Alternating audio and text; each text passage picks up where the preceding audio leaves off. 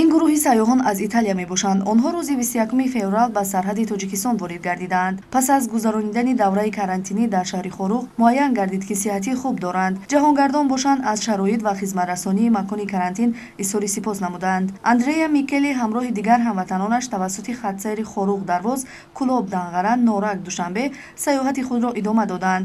имрӯз бо роҳнамоии масъулини Кумитаи рушди сайёҳӣ аз мавзеъҳои ҷолиби шаҳри Душанбе аз ҷумла Кохи Наврӯз дида намуданд.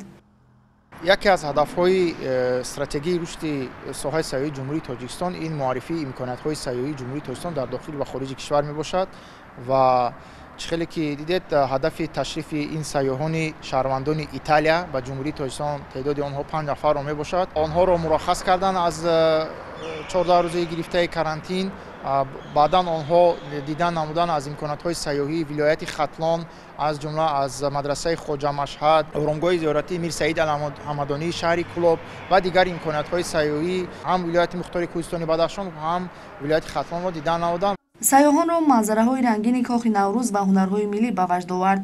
ҳар як ороишоти дару девори ин мавзеи сайёҳӣ ба назари онҳо ҷолибу афсонавӣ менамуд. аз ин рӯ ҷаҳонгардон ҳар як манзараро ки санъати амалӣ дар он инъикос гардидааст бо таваҷҷӯҳи махсус назора мекарданд. онҳо иброз намуданд ки Тоҷикистон бо ин қадар имкониятҳои сайёҳие ки дорад солҳои наздик бояд ба як кишвари тараққикардаву пешрафта дар соҳаи сайёҳӣ табдил ёбад.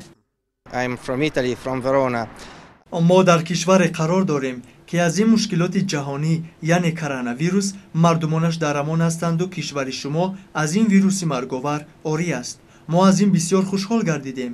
пас аз гузаронидани давраи карантин мо ба як қатор шаҳру навоии шумо сафар намудем.